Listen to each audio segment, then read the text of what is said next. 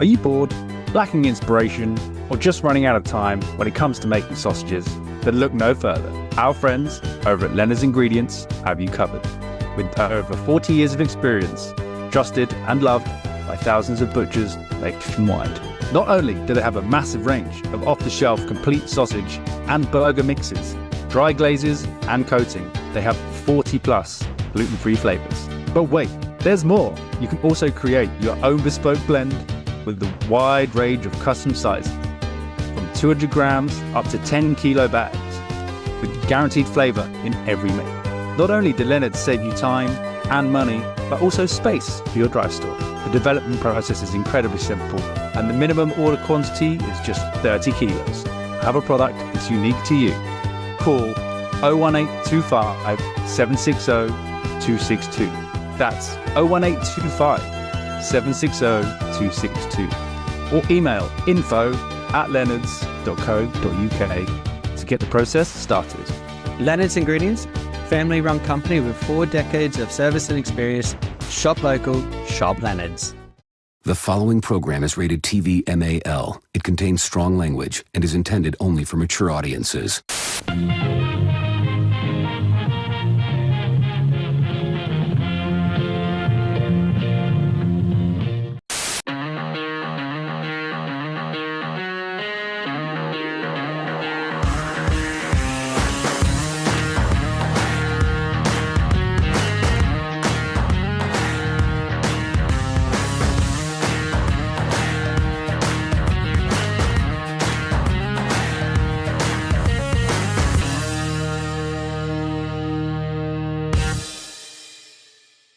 Welcome back to another episode of the Butcher's Bible Podcast. I'm your host, Luke.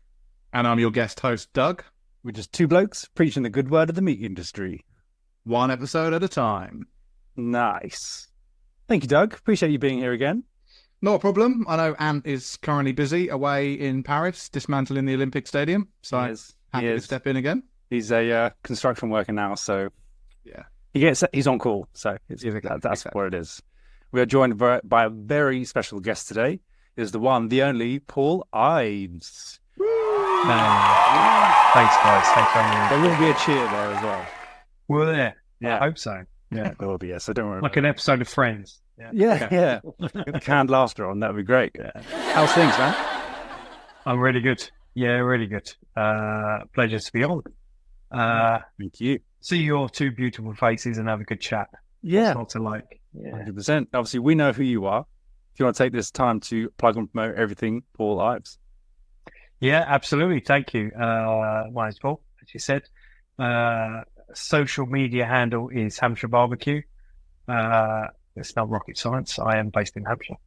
And I'm a... Yeah, see? There you go, see? I'm a barbecue enthusiast. I'm an ambassador and demo chef for Big Green Egg. And I try and do as much as I can on the barbecue. That's kind of me. Nice. I mean, by our experience, what you do is very, very good. It is. That's very kind. Very kind. No, we all met each other. Had you guys met before? No. So it was the Beer and Barbecue Festival over in McNade with Simon. Good friend Simon Maynard. Shout out Simon. Yeah, lovely guy. It was good fun that day, wasn't it? It was really, really nice. Really nice day. Great people. And I think it was the first time they'd done that, right? The first event. Yeah. Good turnout. Barbecue. Yeah. It's great. Really, really enjoyable. Looking forward to next year already. Yeah, hell yeah. I mean, you shot off a bit early, didn't you? As the football.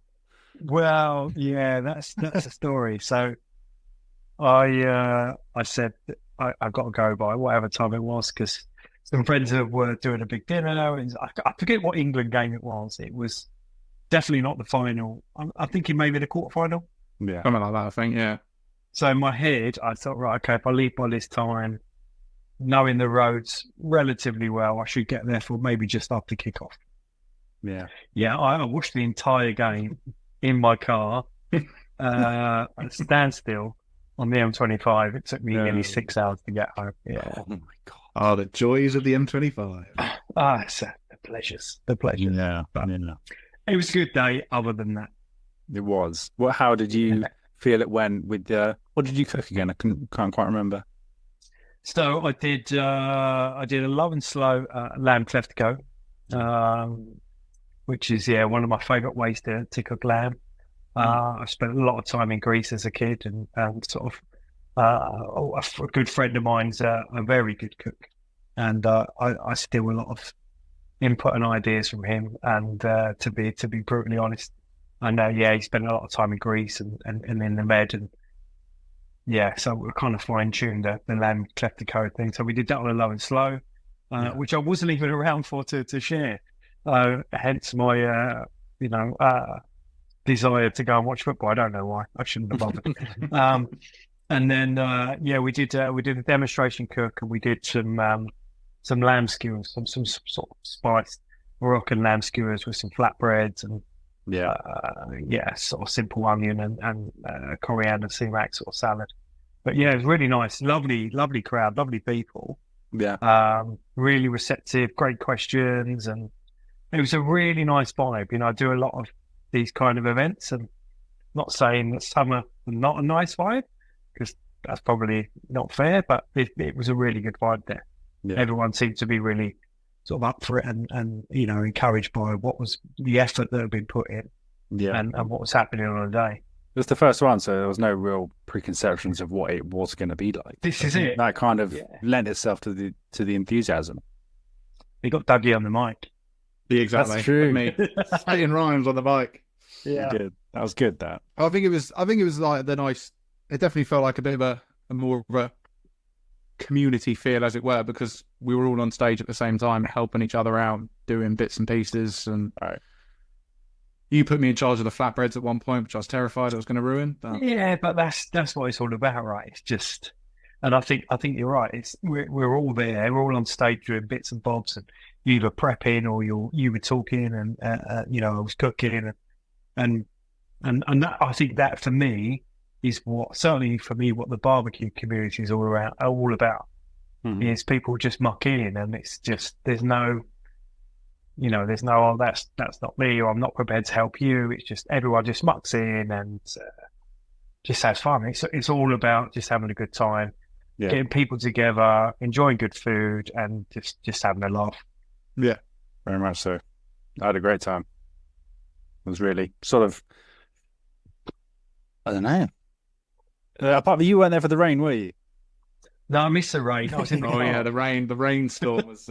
I saw the biblical rain on an Instagram story. Because that was when Andrew was on stage, wasn't it? Yes, and he still carried on cooking in the rain. He's a ledge. He's a ledge. Yeah, it was great fun. Great fun. Fair play. Yeah. And then I saw you at the Smoke and Barbecue. How did that go down? Because you were like, come back. We'll be looking. You're cooking some jambalaya or something as well, and you're like, come back in 15 minutes, and I just didn't. Yeah. Well, that was Smoke and Fire, wasn't it? Morning. Yeah. So I wasn't due to do that event. Ascot, that one. Yeah. It's been a busy summer, so I wasn't due to do that event. Yeah.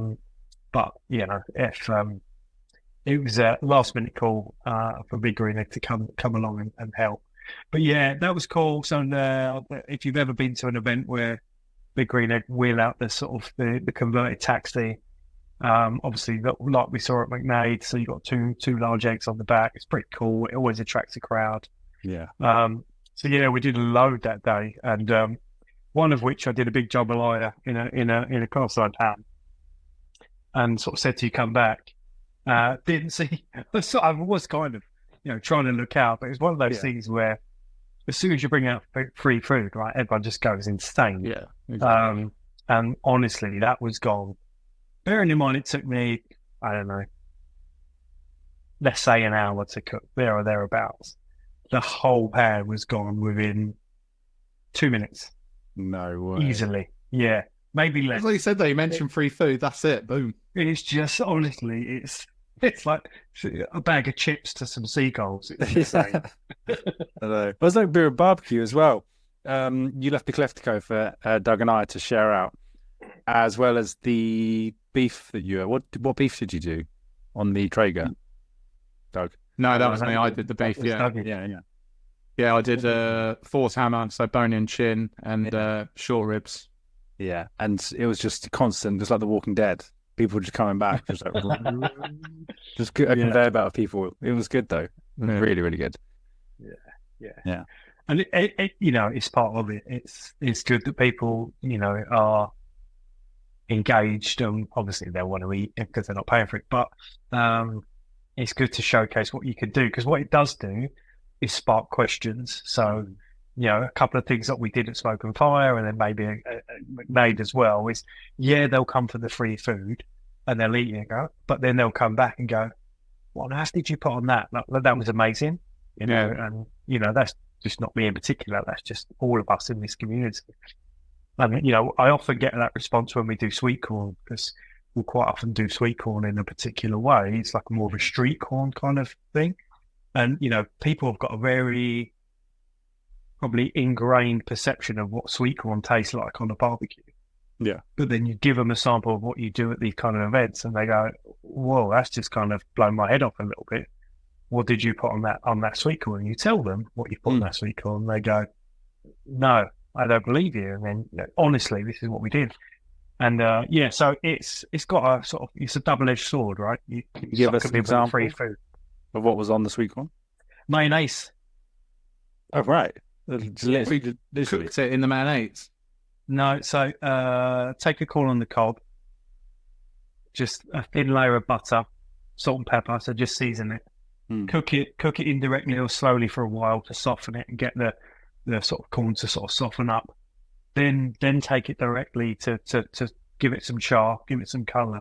As soon as it comes off that barbecue, as soon as it comes off, it's a silicone brush with mayonnaise, because it's fat, right? Fat's flavour. Yeah. That will melt into the corn, and then just hit it with Parmesan, maybe a little squeeze of lime or some tahini seasoning or peri-peri salt or anything like that. But the game changer of all of that is the mayonnaise. Right. Because you tell people mayonnaise and they go, no way, you've not put mayonnaise on my sweet corn. They look at you like, you're some kind of weirdo.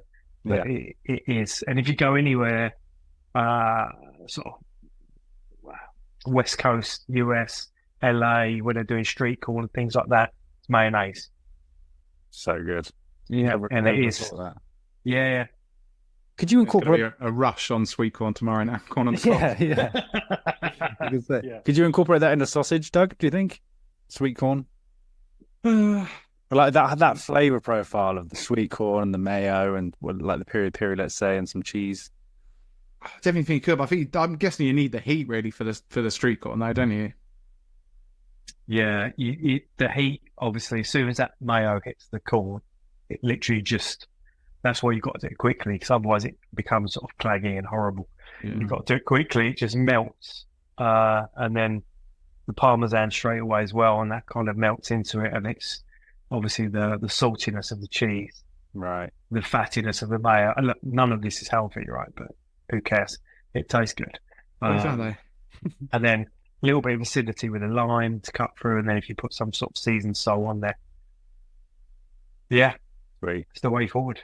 Yeah. But it's like with your Kleftico, I meant to say there was at least, obviously you didn't get to see people trying it or hear their feedback, but I have at least 2 or 3, I think it was, come up to me afterwards, goes, what did he do to that lamb? I was like, we cooked it. Why? I don't like lamb. I was like, okay, but I love that. Yeah.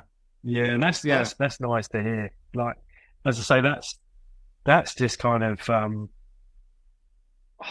I love lamb, I really do, but I understand that when you're cooking lamb for some people, say you cook a leg of lamb and, you will serve it medium rare, I can understand, I don't agree, but I can understand that some people that's not for them.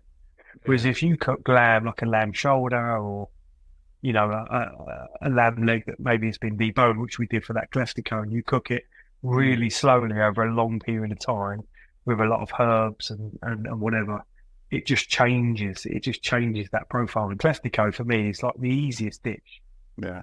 Because it's basically a load of veg and a load of potatoes, and you sit the lamb on top with loads of oil and garlic and herbs, and then you just wrap it up like a parcel, don't you? So I think the original story of Kleftico was, and I'll probably get this wrong, but there was some sort of army's probably not the right word, but a group of guys that were at war with another group of guys, and they literally cooked the Cleftico underground. So they buried it in the earth because they didn't want obviously the flames or the smells or the smoke to alert the enemy, and that's where Cleftico was born from. So it's kind of that same principle. You wrap it in a parcel, but obviously now we've got the advantage of things like Dutch ovens, so you can seal it in, you seal the moisture, you seal the heat in. It cooks from throughout, and I love it. And the potatoes for me are the gold because it just cooks in lamb fat. You've got the soft potatoes cooked in lamb fat. I mean, winner. That's up there for me. Top 10 all day long. Hell yeah! Are you going to be at Malden this weekend? I'm not. No, I'm not. I did get asked, but I've got an overbooked class on Saturday at SoCal in Southampton, and then I've got a fully booked class at Langston House in Winchester on Sunday. Right. So I'm back to back. But I'd like to go. And you know what was interesting was that's the first time I've been to Smoke and Fire. Weirdly, I'd never been, but I thought it was really good. I was really impressed.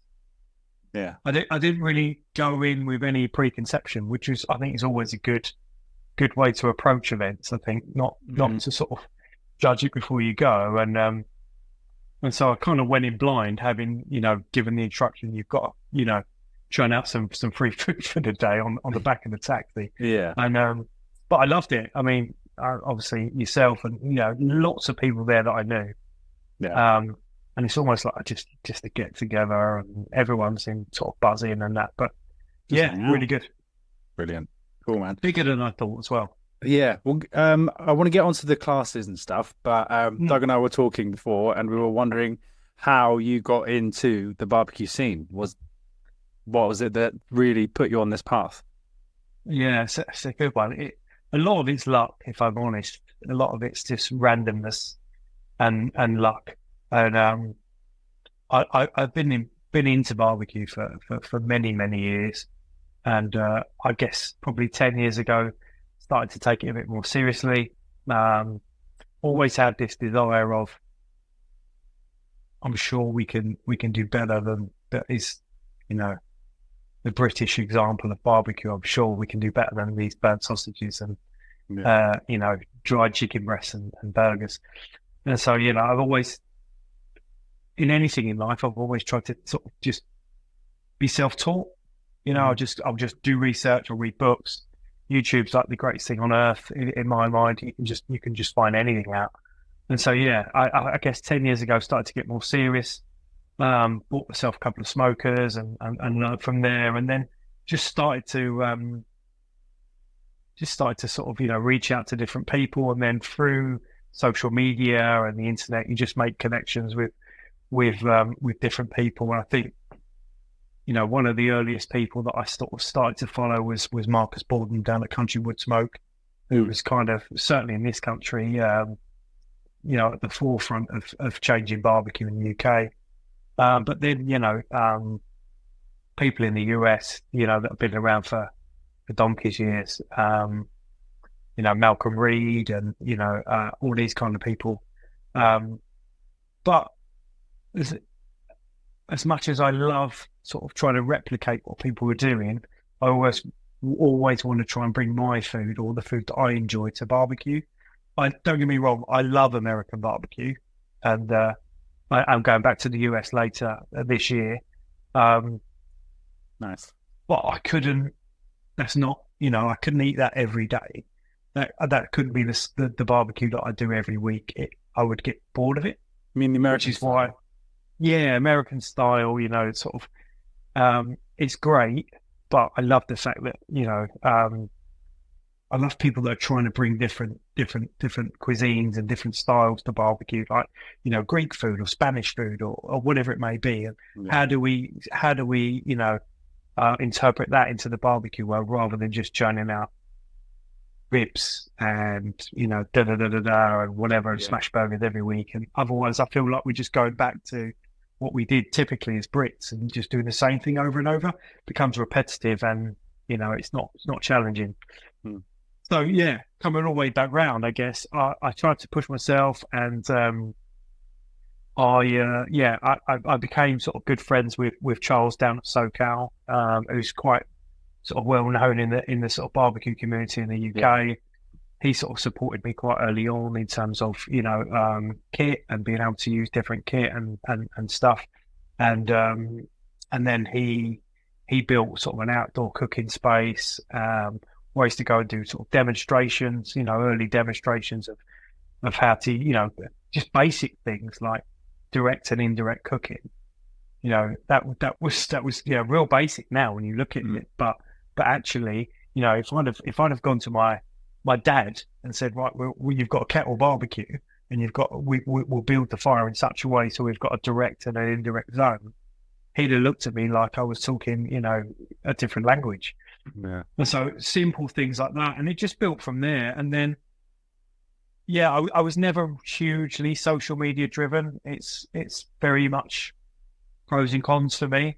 But one day I think my wife just sort of said, you should just start a page and see where this goes, and it went from there. And much to my surprise, some people kind of went, "Oh, that's all right, what you're doing," and then you start to make connections as we've done, and then I think I got approached by Broil King, a Canadian brand, who predominantly work in sort of the gas barbecue sort of market, but they do have some charcoal and pellet grills and stuff. And they said, would you be willing to come on board and be an ambassador from there? And it just sort of snowballed from there. Once I did that, and then was that sort of fairly early on? Yeah, after a couple of years, I guess. And then I started to do that, and then lockdown hit, and then obviously the barbecue scene exploded in lockdown because no one had anything to do. So there was me and a couple of other guys that I know pretty well that were working with Broil King at the time. And what we were doing live cooks once a week.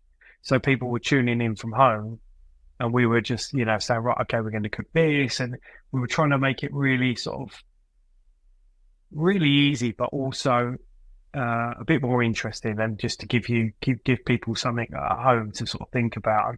That I mean, don't get me wrong, it wasn't like Joe Wicks or anything like that, with the exercise stuff. But we got a pretty good little following of people that, and I think like when we didn't do it for a couple of weeks, people going, well, "What's going on, guys? Where are you?" So it grew from there, and then my demos were growing at the same time, and then classes were kind of small a few years before.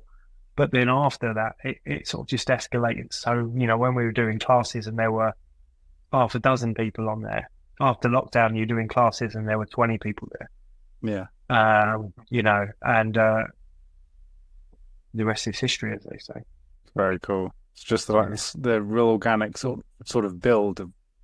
Yeah, very much so. I mean, the pictures you put online look absolutely insane. Yeah, some of the foods that you put up. No, I appreciate that, but I'm my own worst enemy with social media and things, because I honestly think I post 10% of actually what I cook at home. Mm-hmm. I mean, Doug's taken it upon himself to just post ugly pictures of me at the moment. I'm just documenting you because you said before you don't feel you get your face out there enough, so I'm making sure you do. This is my view of Doug when I'm working with him. But you know what? That's something that I think I learned, certainly when we were doing these live cooks, is actually the authenticity of you putting yourself on camera. Yeah, people prefer that than the end product. 100%. Yeah, they don't care. And I used to sit there and type up massive sort of recipes. People couldn't care less. No. They really couldn't. They just want to see Paul cooking. That's literally it. Well, we got our best traction when we were doing stuff like that, and since then, I mean, I'm predominantly Instagram. I've got a Facebook account. I do bits on it, but if I'm honest, I can't be asked. Instagram's changed since then, and it's all about videos and reels and stuff. And that, if I'm honest, that's not really me. It's not why I got. It's not why I got into it. Yeah. People might not want to hear this, but I don't care enough about social media, if I'm brutally honest, to go, I'm going to dedicate a whole day to videoing me cooking something that in reality should take me an hour.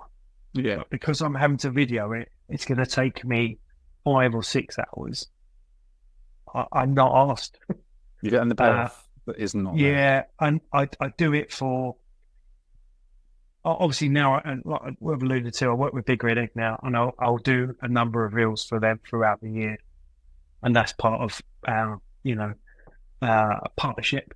There's a couple of brands that I do stuff with, where I'll drop it in, but I see people doing sort of reels once or twice a week, and I just think to myself, how on earth have you got the time?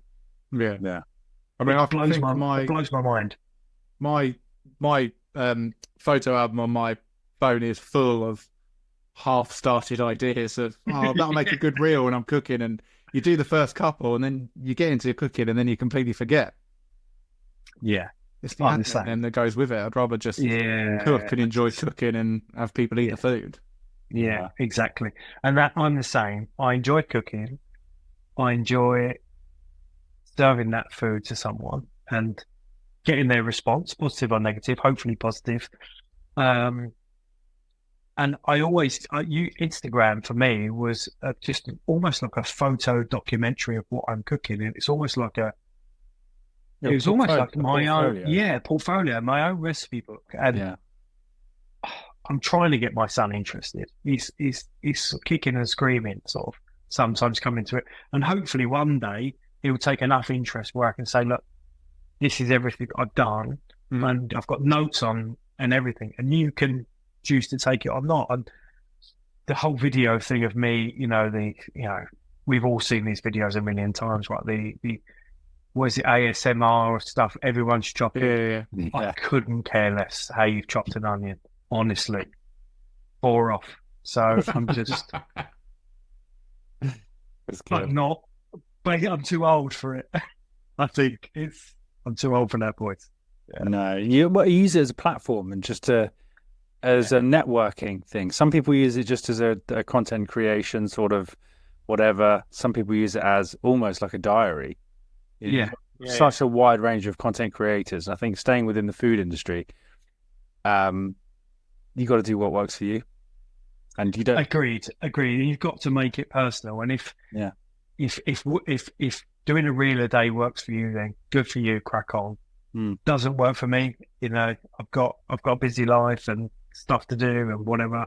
Yeah. And I think you're absolutely right.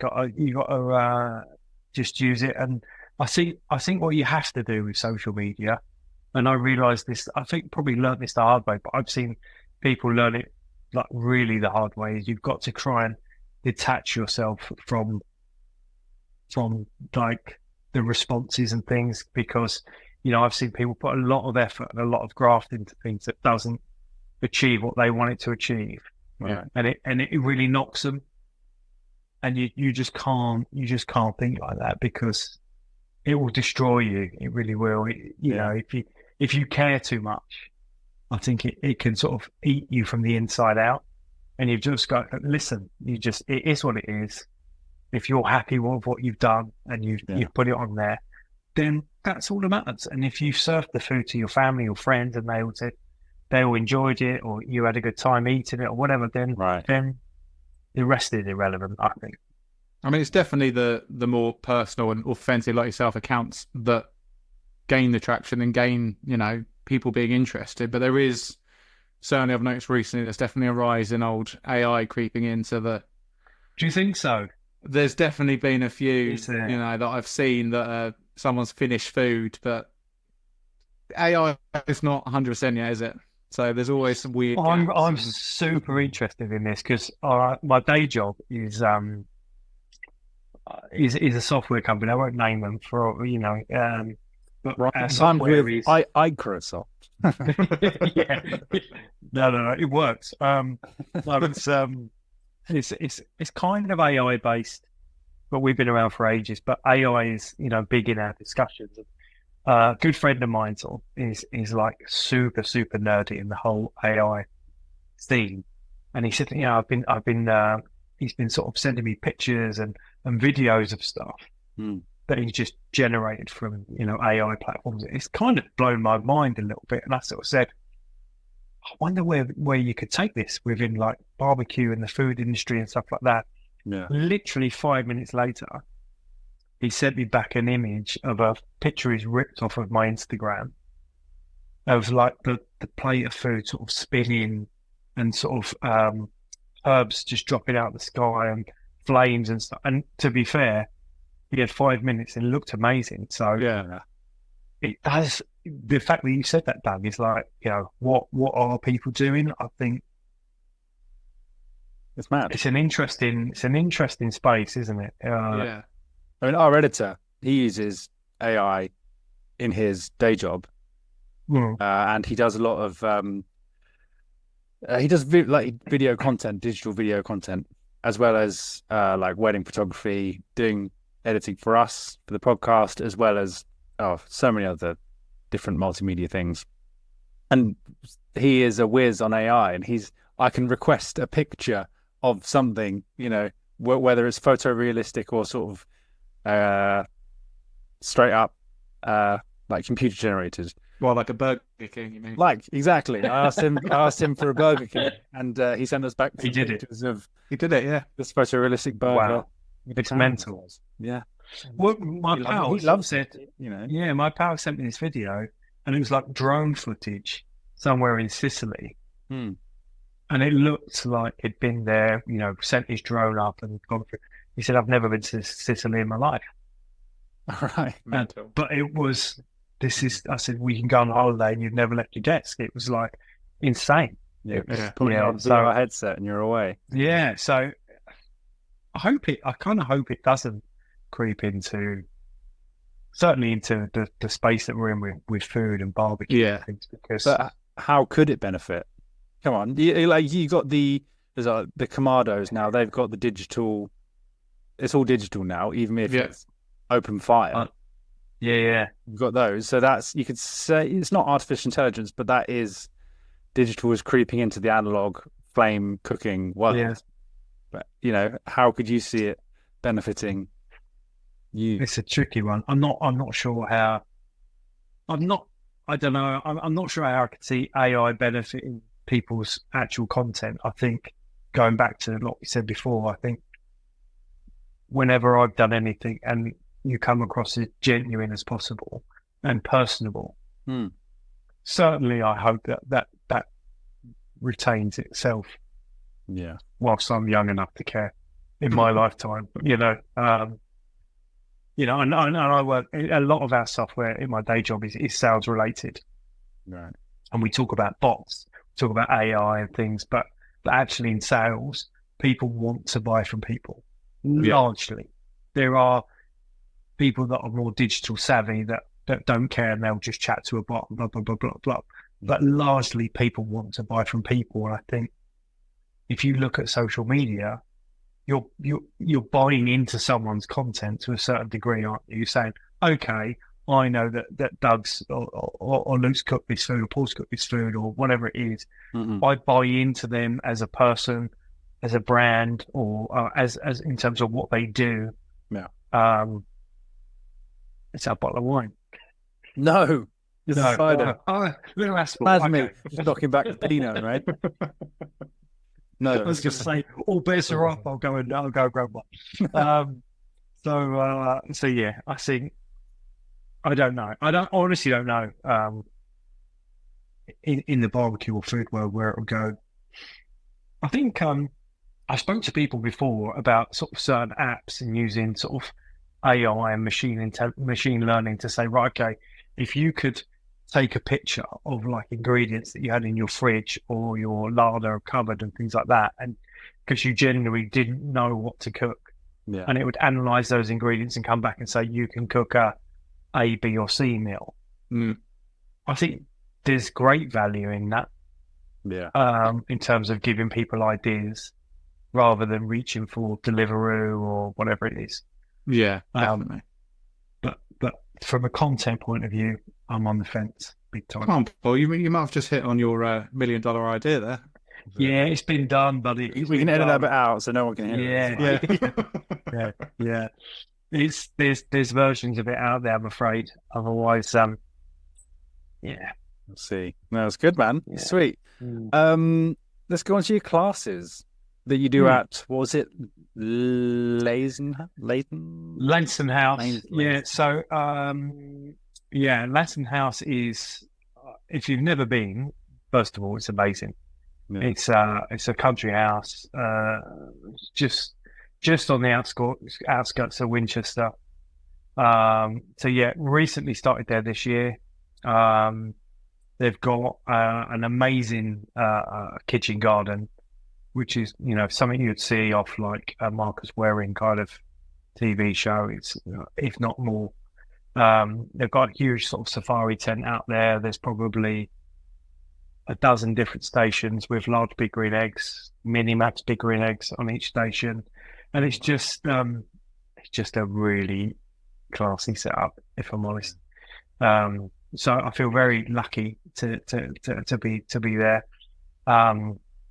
In the main house, they've got a couple of restaurants. Tom Hamlet, who won MasterChef Pro, I think last season. So he's currently finishing a residence at one of the restaurants.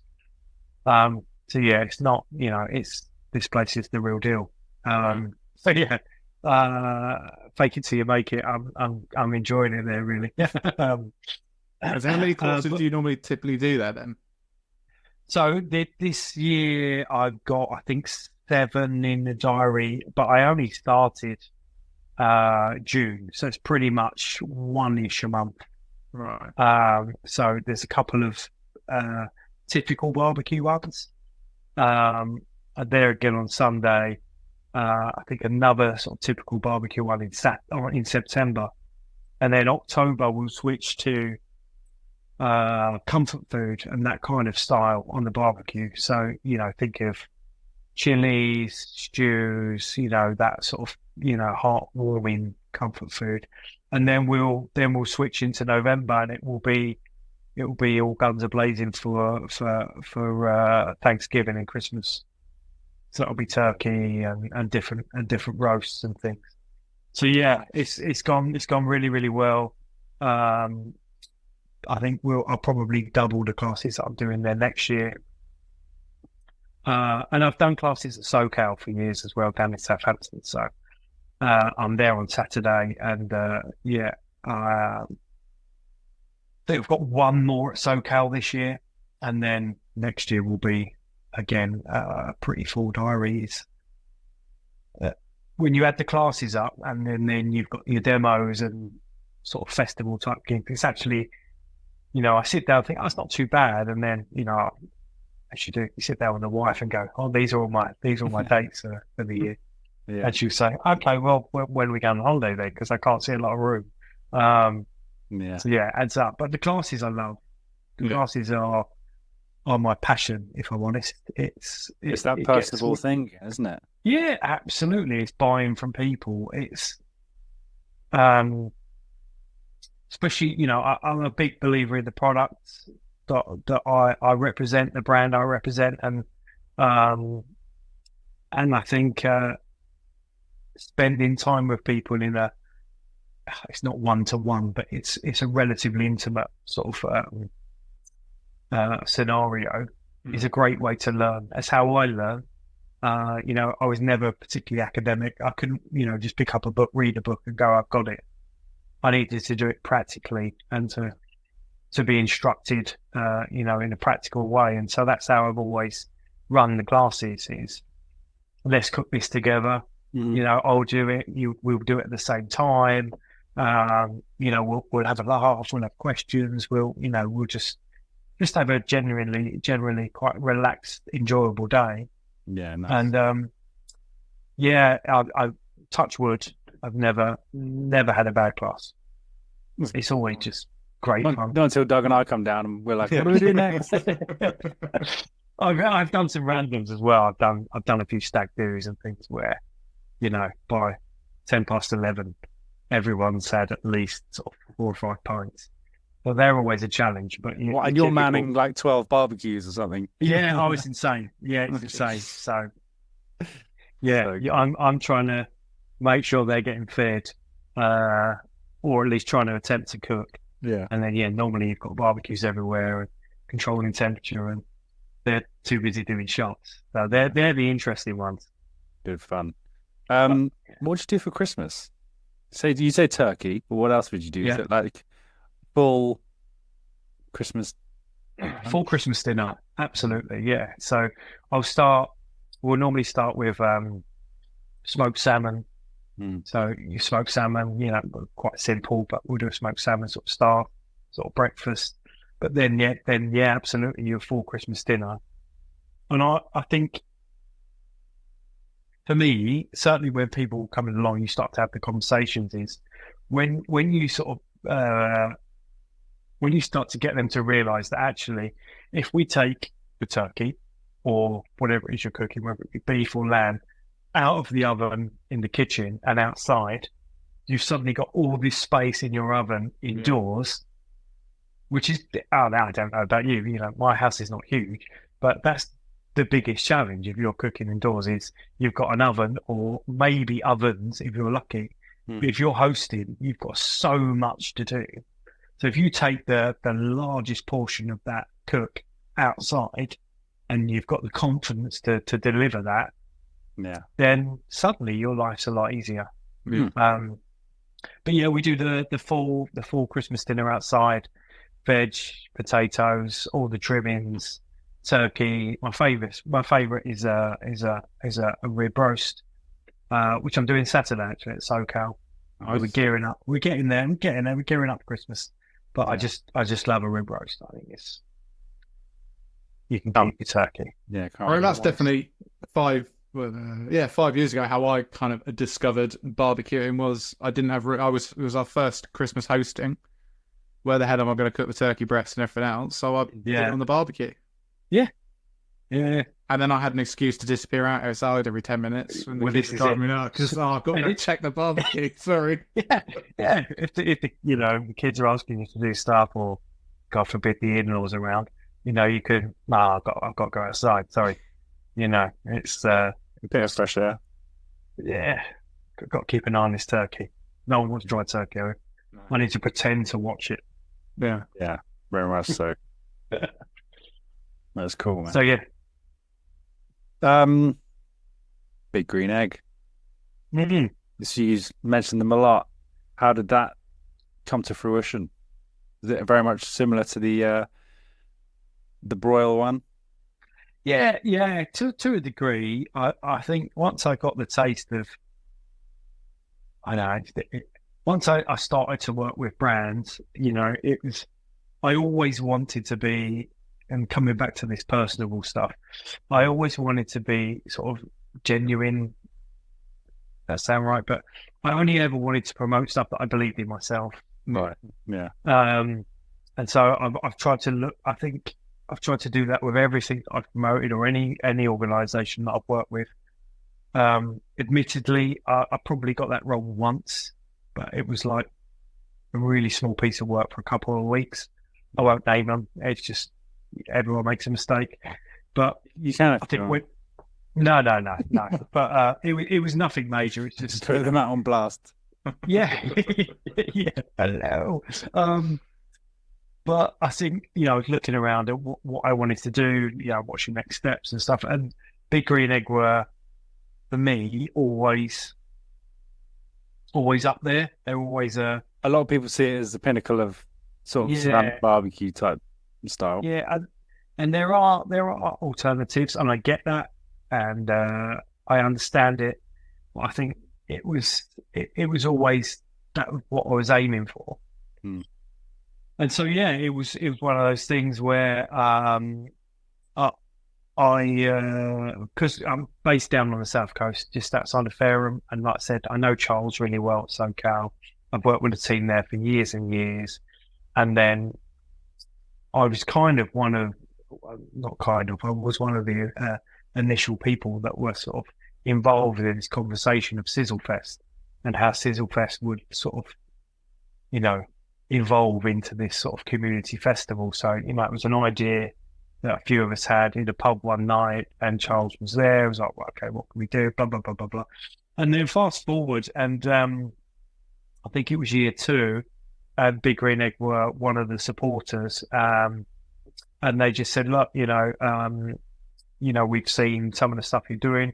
Would you be interested in sort of hosting the Big Green Egg sort of stand at Sizzlefest? And it went from there, really. And I was lucky enough to cook with Matt Burgess, or Matt Black, as he's known on social media, who's an amazing guy, really, really lovely guy. And so that was good. And, we did some stuff together there, and it just went from there.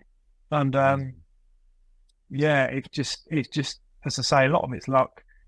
Right place, right time.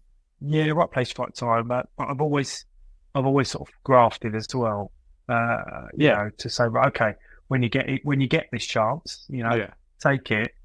And and quite early when they gave me opportunities to go and do demos, to go and do events and things, I would do whatever it took. And they're fantastic people, really, really lovely people. And I could say that about most of the brands that I've worked with.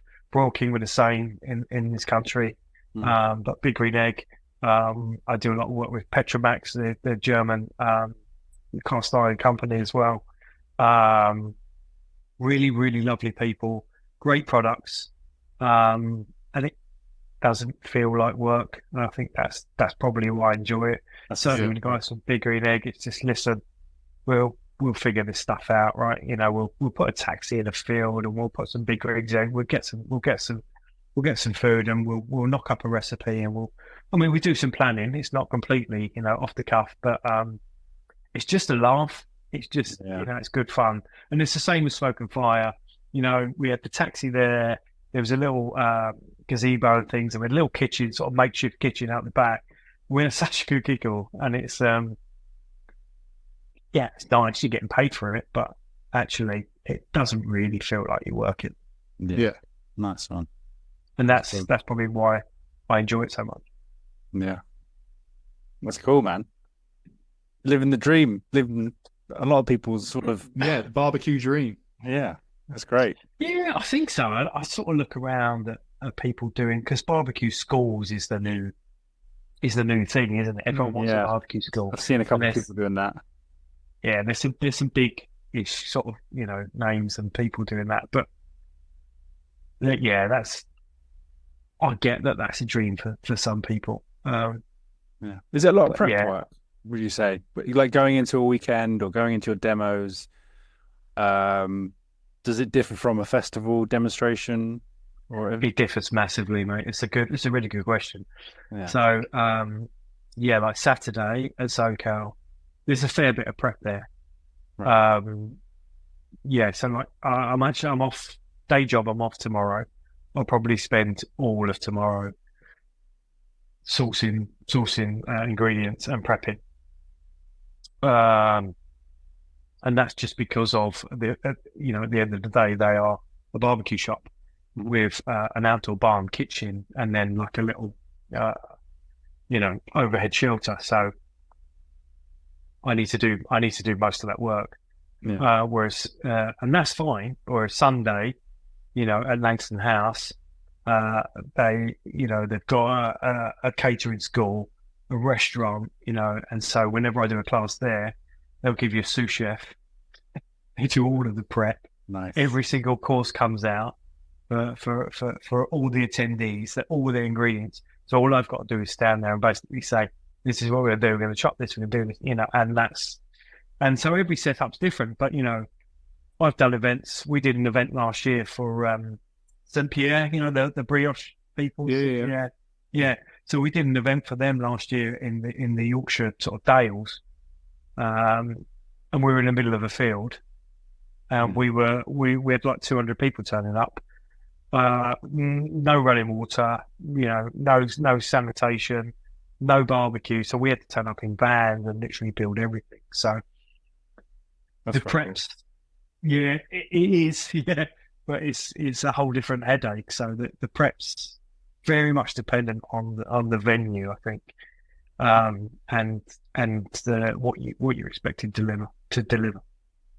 That's cool. And in terms of the festivals and stuff you have done, is there a wish list of festivals you haven't yet done that you'd like to? Well, that's a good question, mate. That's a good question. Thanks, I'm quite new to this, but I'm getting into the swing of it. I honestly don't know on the festival front. I'm kind of learning and making my mind up as I go. I think it's to a lot of people. If you ask, a lot of people in the industry that have been around for a long time, have got, like really big reputations. They would probably say things like, like Metopia and, Camp Festival and things like that. I'm not sure. I enjoy the classes so much. Yeah. I think my skills in my day job are so transferable to the classes and working with people more from a sort of tutor kind of point of view, and it's more of a relationship thing. I think that interests me more than setting up some form of a food truck station, festival, and just churning out volume. I'm not sure that's me. I'm not convinced it's me. But never say never. We're at South Downs Food Festival with Big Green Egg in middle of September.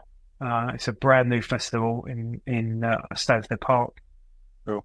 It's getting quite a lot of interest. Early on, I think Prue from the Bake Off's going to be hosting, and there's all sorts of names and things going there. So I think there's kind of two sides to that. There's going to be a demo side, and there's also volume sales for the farm shop that's sort of contracted us to be there for the day. So who knows? Things change. I don't think I'll ever say that I'll only do this. Yeah. From that point of view. Yeah. Oh, that's cool. Does it slow down the festivals that you do? As the year goes on, not necessarily the season. Yeah, absolutely. So, because I've always worked with vendors, not always, but for a while, I've worked with vendors. What people don't realise, I think, in the community is the vendors will start to do an awful lot of work in February, March. So when it's still freaking freezing outside and no one can even think about, sparking up a barbecue, that's when the vendors need to be really aggressive from a sales point of view. So that's when I will do sort of retailer days. So, for example, we did a retailer day for Big Green Egg I think it's the first week. I did two, actually. I did the Broking one at the end of Feb. I did the Big Green Egg one at the first week of March. Right. And that's two-day events where all their resellers sort of descend on this venue, and you're then pushing their products, cooking, night and day for sort of 48 hours, showcasing the products, the accessories, and what they can do, because that dictates the stock they're going to order for the rest of the summer, which is obviously what they're selling to the Joe public. Yeah. So I start to get busy then, when, most of us are, barbecues at the back of our mind, and we're still trying to pray for some form of dry weather. Yeah. So it starts then, and I think realistically, I'm busy throughout August, into September, and then it slows. So there's a couple of bits in October, couple of classes in November, like I mentioned. Rare that something comes in December, because normally even the Christmas classes are in November, that people can kind of process that information, put then orders in for turkeys or whatever it is and they get it in December. So it starts to slow down. By the end of September, you normally cruise control. Yeah. Yeah, nice. Yeah. But how about you guys? What does it impact you? What, the year, the seasons? The seasonal stuff. Yeah. I mean, Yeah, of course. I mean, in retail, it's totally dictated to by holidays. Yeah. Your religious holidays or just whatever, I guess. Yeah. I mean, I worked retail for 12 years, and I've been sort of like private cutting for the last 3, I think, and it's night and day. It's night and day. The busy weeks are in retail, it's kind of opposite for third party cutting, because everyone wants their shit to sell weeks prior to the holiday, so it's just quite a funny one. I mean, how's Middle Farm? Yeah, I mean, it's the same. It is seasonal, so we're a tourist destination, so summer holidays right now, so we are busy, and then obviously we will have a slowdown once the kids go back to school, and then we have the slow build up towards Christmas, and then we'll break loose. That's crazy again, you guys. Down after Christmas, and then builds up nice and slowly towards Easter. It's it's only real sort of maybe 3 or 4 big weekends. Yeah. In butchery that you kind of go, right, this is the next one to plan for. So, I mean, this time of year is more this is when we start seeing I've got my barbecue out for the first time out of the back of the shed since last summer, and I want to cook some sausages and burgers, and especially us at Middle Farm, and Luke will attest to this as well. There is now definitely more of a trend towards people that are taking more of an interest in, like you said yourself, not doing the average British barbecue of just bangers and sausages. There is definitely that's great. Bigger rise in people that wanted to take an interest in this, a bit of kit they've got in the garden and what they can do with it. Yeah. And I suppose that's, going back to my points, that's where I get most enjoyment from the classes and that interaction is, you could have a big red egg that's cost you whatever it's cost you, but actually you could also have a really simple kettle barbecue, but you can achieve an awful lot just with a bit of knowledge and a bit of confidence. You don't, and you can move away from the bog standard typical British barbecue and actually get an awful lot more pleasure and enjoyment out of what you're cooking. And this is where I think, the barbecue community and what we can do to educate people, along with yourselves in the butcher community, can do so much more. And I try and preach it all the time in classes about getting people out of supermarkets, go and have a relationship with your local butcher. I had a semi-argument with someone on social media not so long ago. It was doing some really sort of crass, promotion. I think she thought she was some sort of influencer for a supermarket who I won't mention. And it was so wrong in terms of the message she was trying to deliver. Yeah. And it's like, there's great butchers across the nation. Yeah. Go and speak to your butcher, build a relationship with your butcher. I think there's this misconception that it's going to cost you so much more and you've got to do this. It's like, no, you need to change your mindset about the cuts that you're buying, about, maybe buying bigger joints of meat or whatever it may be, and then using that to feed your family over multiple meals, and all of this kind of stuff. And so, I think for me, the future is about those two sort of communities becoming more intertwined to educate the great British public into kind of changing the way they do things somewhat. Yeah. I think, and I have spoken about this before, that we feel that social media has done so much for people and what food they're eating. That's the good side of it. And I think also barbecue is so much more ahead than butchery, but butchery's catching up to it, to the modern day desires of what people want to cook.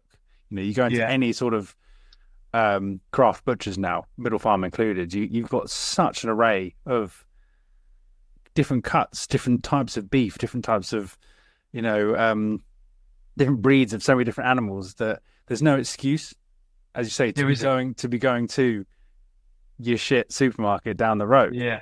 When just you can find absolute dross. Having that personal connection with Doug, the relationship that he's got with some of his customers is incredible, because he saves stuff for them and they come in every week and they're buying, 3-bone tomahawks. They're buying all the T-bones that are stacked up in the counter, as well as your burgers and your sausages. It's incredible, I think. And you're right. And you just got to trust the butcher to do the right thing. And once you find a good one, it's for life, not just for Christmas. So that's what I loved about meeting yourself, Paul, as well. As butchers, we're then learning stuff from you guys who cook a hell of more than we do. But then you can then also feed that back to your customers and stuff like that. I have had, since we met, a few people where I've kind of said to them, go to Big Green Egg, go and find the Cleftico recipe that's on there, and then come back to me and tell me you don't like that. Yeah. Because and it, it works. They do then come back the week after and go, oh, bloody hell, amazing, I'll have some more. Yeah. And it's all an educational thing, isn't it? It's a lot of things in life is about education, educating yourself, and what you need to find is people's willingness to learn. And I don't know, for me, as I got older, a light bulb went off to say, actually, learning is one of the greatest things that you can do in life. Yeah. And it really is. And I wish I'd have known that as a youngster and not been such a twat in school. But you knew everything then, so of course. But we all have that. We all have that. I just forgot it all. Should have listened.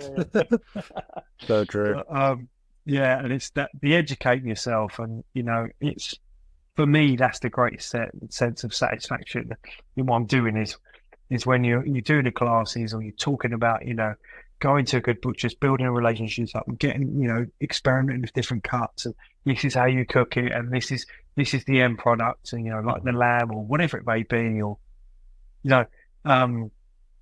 steak's a perfect one for me, because everyone will always want, we do classes, I'll always have a steak. For most classes, we'll always have a steak cook in there, because everyone wants that perfect steak.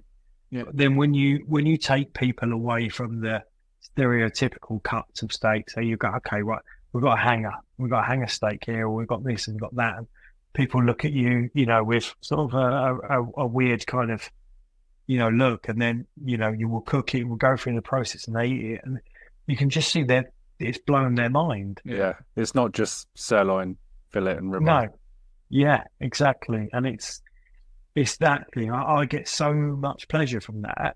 And, and it's not like an I told you so kind of thing. It's just, we've done this together. We've enjoyed the process.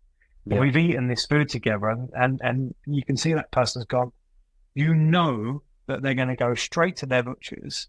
So I want some hanger steaks, because I've just done this with this guy from Big Green Egg. And it was effing amazing. Yeah. And that's worth it. Yeah. That's what it's all about.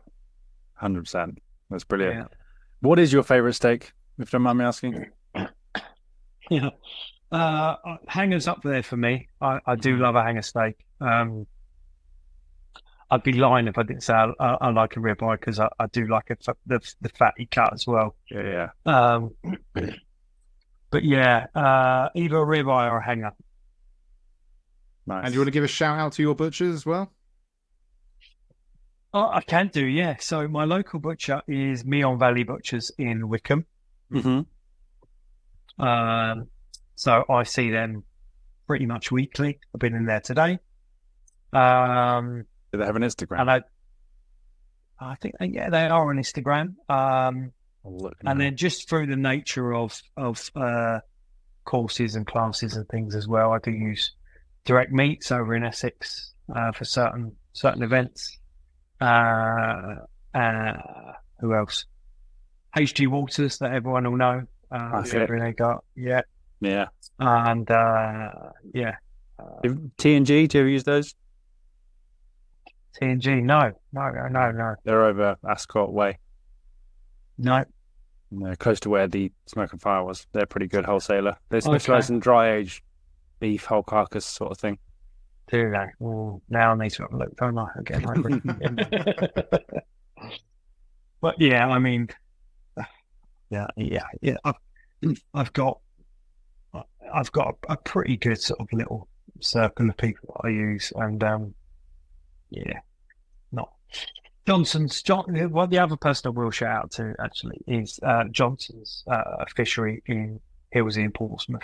Cool. Because if I'm going to get fish, I'll get fish from those guys. And if you live in this area, you'll know they are second to none. They are top stuff. The best. I've got a load of salmon there today, ready for Saturday, and it's immense. Nice. Cool. Yeah, Perfect. Amazing, man. Brilliant. Cool. Right, we're going to go on to some guest questions. Doug, Questions. The man. Yes. So, first thing. Can I open another beer while we do this quick? Yeah, go on, open another beer. Yeah. Go on. Have you thought about these questions at all? Like we said prior, had you thought about them? Tiny bit. Yeah, I tend to just see what happens. Yeah. Sweet. So, top of the bucket list, Paul. Oh, it's a tricky one.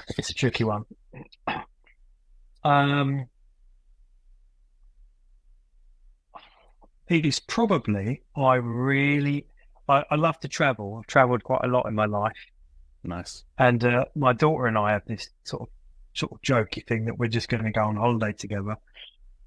Because my wife and my son are not quite bought into the destination, but I've never been to Japan, and I desperately want to go to Japan. It's top of my travel list. My daughter's a really good kind of artist, and she's done a lot. She spent years doing sort of anime and stuff like that. So Japan's always been quite a sort of had an influence on her, and she loves sort of Japanese food that she's experienced. Not in Japan, obviously. And so I think the top of my bucket list is probably, if I'm going to be greedy, a month in Japan. Oh, yeah.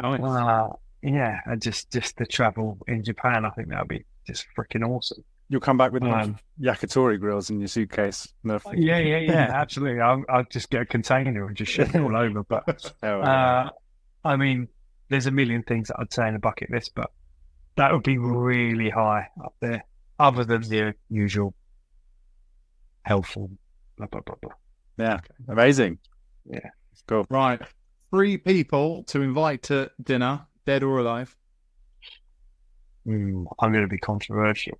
Yeah. I'm going to say, right, I've got the 3. Okay. I'm going to say, I don't want any hate after this, but I just think it would be a very interesting dinner party. Donald Trump. Cool. Okay. Ricky Gervais. Oh, that's good already. Like it, yeah. And Sadiq Khan. Okay. Yeah, that's interesting dinner party. Tell you what, there'll be some interesting conversations around that table. I just want to see where the conversation goes. That's so good. I like that. Yeah. I like that. I could sit here and say foodie people. We've all done that. Yeah. I could sit here and say sports people. We've all done that. But I think politically we're in a very troubled times, I think, and not wanting to get into that too much on the podcast.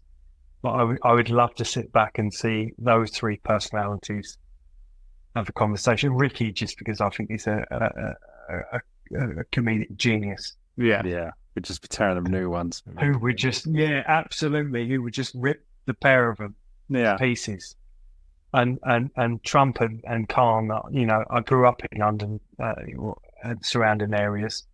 And I think Trump and Khan are polar opposites. And I'd just love to see Ricky just pull them both to shreds. I Sweet. think it would be, yeah. And you'll be like, I've just got to pop out and check the barbecue quickly. Yeah, yeah. I'd probably just like put the camera up and probably leave the room. Yeah, But always get a bit heat. so, That's brilliant. yeah. That's fun. Lovely. Right, next one, your death row meal. So starters, main course, dessert, drink of choice. That's a good one. Can you have anything for a starter? Our resources at Butcher's Bubble are unlimited. Yeah. Yeah. We can get you That's anything. cool. I'd have a burger to start I was going to say, because to drink. I do. I think I like an immense burger, like, you know, a really, really, really good burger is a thing of beauty. So I'd probably start with that because I'm a greedy bastard. Nice. And then I'm close with the steak. I am close with steak, but I'm a massive lover of Asian food. And in Indian, you know, an Indian or like a Thai curry, that would be tough for me. That's good choices. It's tricky. I would probably go with a curry. Mm-hmm. Yeah, having had a burger, so I've had beef. Yeah, I'll go with a curry. I'll go with a lamb curry, something relatively hottish. You know, really soft lamb curry with all the extras. Brilliant. Because that counts as one main, right? You've got to have everything. Yeah. And then dessert, classic English sticky toffee pudding with Nice. salted ice cream, salted caramel ice cream. Another one for the sticky toffee. It's a winner. Yeah, hard to beat. Really hard to beat. And drink bottle of red. Nice bottle of red. Nice. Perfect. Sounds good. I could happily check out on that. Oh, yeah. That's brilliant. So, next question. Where do you see the future of barbecue going? That's a good one. I think from what I know, this year's been a little bit trickier from people that I've spoken to. One, because summer didn't really turn up in the UK until it was like holiday season, and that's tricky for people selling charcoal, people selling fuels and kit in general. I think that was tricky. So I think in this country, it's far more difficult for us when we compare ourselves to someone like America, where they've got a much more favourable climate in large parts of the country. Yeah. But I hope that, you know, through, you know, people like yourselves working with people like myself and others in the barbecue community, it's just continuing to educate people into expanding their expertise and culinary expertise in terms of what they can cook, how they cook it, and just enjoying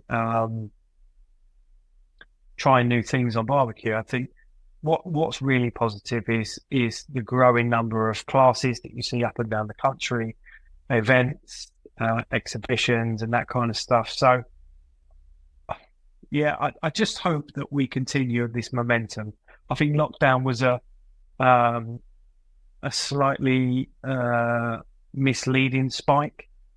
It's unnatural, isn't it? So, but I think there's a certain level of momentum that's carried on, which is probably more organic, and I hope that just continues, and that we just showcase the amazing produce that we have in the UK, because we're really fortunate. You know, we are really fortunate, and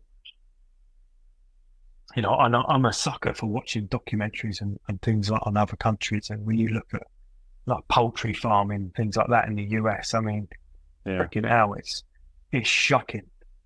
It is absolutely shocking. So I think, you know, people need to sort of really appreciate the produce that we have and just continue this knowledge and sharing of knowledge. And that's what I think certainly from meeting you guys and others like Ben Tyndale, I've met on numerous occasions. Yeah. You know, everyone's happy in your community to share knowledge of how to do things, and I think largely you see that in the barbecue community as well. And it's sharing knowledge, passing this knowledge to people. Yeah. And it's just, it sounds a bit cliche, but together we grow and we improve and we can deliver more. I don't think it's a quick fix, but I think, Yeah. I The age of think it's gatekeeping is over, I think. Yeah. she really should be. It's shouldn't for the greater good now, isn't it? No one's Of trying course to. it is. Yeah, I mean, what sort of secrets are you keeping, right? It's because it's difficult to keep secrets from consumers now because they've got everything in the palm of their hands on their phone. Yeah. They can get hold of any information they want. So why not just run with it?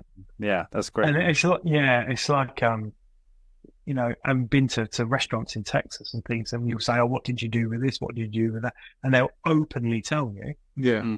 everything, and then they'll just say, "Yeah, good luck," you know, because they've fine-tuned that over decades, but Yeah. they're open to share, and I think we all should be. Yeah, brilliant. Lovely. And final question. This is the big one, Paul. Go on. Are aliens real? Do they exist? Absolutely, 100%. Good man. Fine. Yeah, Do you have they have to. any evidence to back that up? Or Evidence, no. no? Belief, yes. I'm a Got another one. I'm a big believer in sci-fi. Fascinates me, and my favourite film, arguably, is Interstellar. Great film. And I just think it's phenomenal, and it just feeds my kind of mind for what's possible. And so there is no way in this universe that we are the only people sat here doing this shit. There's got to be other people doing things, for sure. True. Probably someone in an alternate dimension. You're probably interviewing Absolutely. us. Barbecuing. Yeah. You're great, man. Barbecuing. Yeah. Good. Ant's going to be happy with that we've got 100% success rate on it still. That's good. Yeah. That's gonna be Brilliant. Paul, this has been absolutely awesome. Thank you so much, mate. We appreciate your time. pleasure. Thank you, mate. Always, Keep moving guys. for us. It's great. Yeah, no, and I look forward to seeing you both soon. But and the next event, I hope it's not all the way around to McNade. I hope we see each other before then. No, definitely. If not, then see you then. 100%. Doug, thank you again, mate. Thank you, mate. Smashed it. And just to let everyone know, reach out, phone a friend. Mental health is not just for a month, it's all year round. So be kind to each other and get your bums, boobs, and balls checked. And we'll see you on the next episode. Cheers, Paul. Thank you, mate. Bye-bye. Cheers, guys. Bye. Cheers. Bye.